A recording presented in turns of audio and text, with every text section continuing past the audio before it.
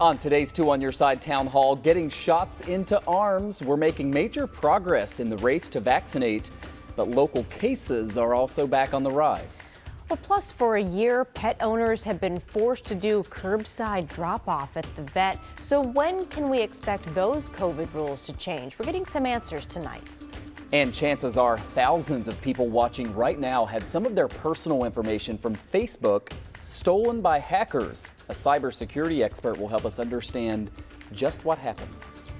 Well, first on our rundown this evening, we're on the eve of every adult in New York State being eligible to get a COVID vaccine situation. That change is going to kick in tomorrow morning. Yeah, so right now we want to get a reality check on how the vaccination effort is going and what to expect as we hit that universal eligibility tomorrow. So New York has really picked up the pace lately. Across the United States, 32% of the population has gotten at least one dose of vaccine, and almost 19% are now fully vaccinated. That's across the country.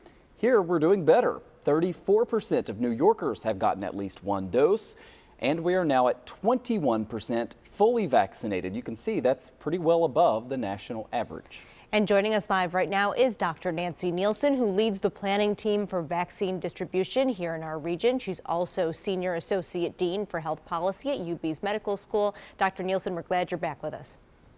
Thanks, Kate. Good to be with you. Dr. Nielsen, several days in a row now, we've hit 3 million vaccine doses nationwide per day. This really does seem to be picking up right now. I wonder if you can react to that and how well New York State is doing, and also tell us about Western New York's allotment for this week as we get ready to allow everybody 16 and up to get those vaccines starting tomorrow.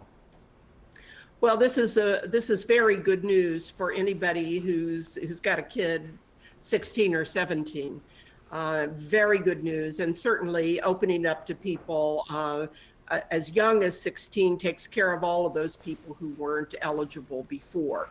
That creates a demand, doesn't create more vaccine, but we have gotten more vaccine, and that's why you're seeing more shots being delivered every day. If you remember, one of the goals was 1 million shots a day. Now we're well over 3 million. And one day this weekend, I read that it was 4 million in 24 hours. So vaccine is flowing. It's still not enough for everybody in a very timely way. But boy, it's really good news for everybody now.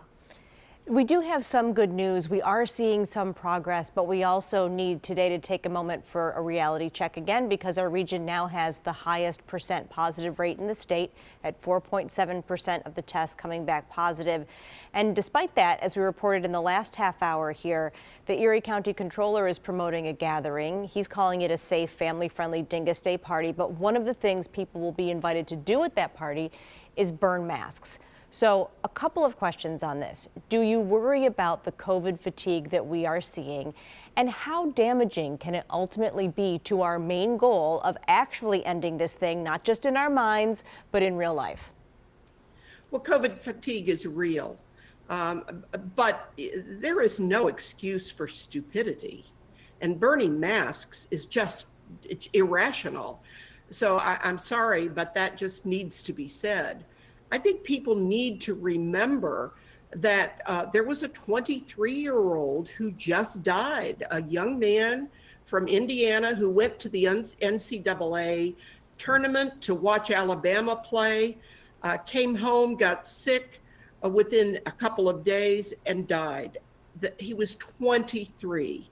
We simply cannot take for granted that we have beat this. We just can't. Yeah, that is such an important reminder. I'm glad that you shared that story. I read about that.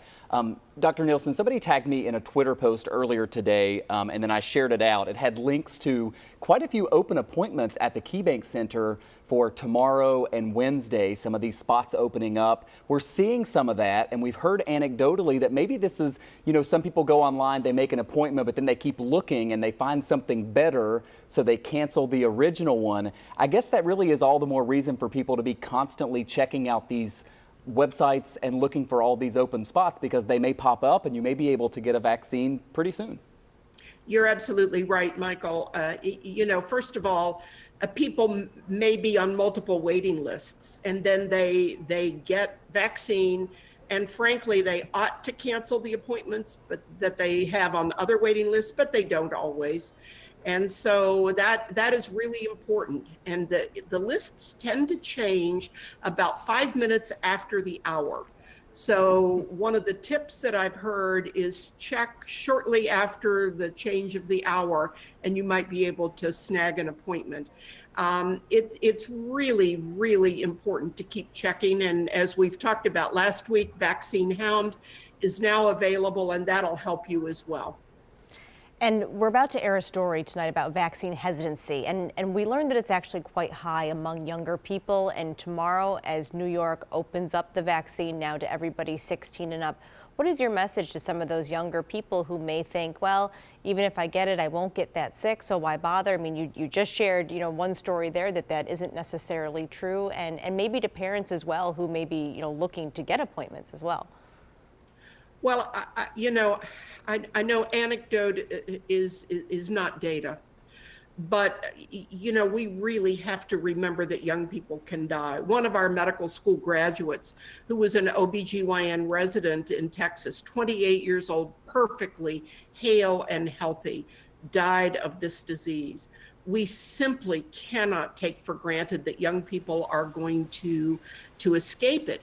Very interesting. If you look at the statistics, more and more people are in their 30s and 40s who are becoming hospitalized. And it seems to be, we think, the variants, particularly the UK variant, the B117, that is more transmissible and also more lethal. So please, please, young people, don't be foolish. Don't take for granted. Don't think you're invincible. All you need to do is know somebody in your age range who's been desperately sick. Yeah, absolutely. And you mentioned the Vaccine Hound. For those people who maybe didn't see last week, it is a website that students and faculty and others at UB put together. It does a great job of checking all the many different websites and kind of putting it in a centralized place to help you make an appointment. It's vaccinehound.org. So as people are preparing maybe tomorrow as eligibility expands, that's a good website to check out. Dr. Nancy Nielsen has been our guest. It's always great to see you. Thanks so much for coming on. Thank you, Michael. Take care. Vaccinations only end this pandemic if enough people actually decide to get the shots. So that's why everybody from doctors to politicians and even celebrities have stressed the importance of getting immunized. Yeah, but is that public campaign working? Are more people open to this? Tonight we have some new insight on so-called vaccine hesitancy. A survey from Facebook of more than 2 million Americans shows resistance to getting a vaccine is dropping. 77% of people polled are either vaccinated or plan to be. Only 23% remain hesitant. The biggest reason for that skepticism is concern about side effects. Black adults are especially warming up to the vaccine. In early January, 40% were hesitant. Now that's dropped to 29%. Polling from the Kaiser Family Foundation also shows the country moving toward vaccine acceptance. There's real reason for optimism there. Luna Lopez with Kaiser says more and more people are moving from the wait and see camp into vaccine ready. About 2/3 of them said that, hearing that the vaccines are nearly 100% effective at preventing hospitalization and death made them more likely to get the vaccine. But challenges remain. Back to the Facebook survey, vaccine hesitancy is the highest among young people. 31% of those 18 to 24 said they may not get the vaccine. The fewer people to get the shot, the longer it takes to reach herd immunity when a large part of the population is immune. If enough people are resistant, the virus has nowhere to go and the pandemic ends. So how do we get there? The Facebook survey shows 16% of vaccine hesitant adults would be more likely to get the shot if the recommendation came from their own doctor.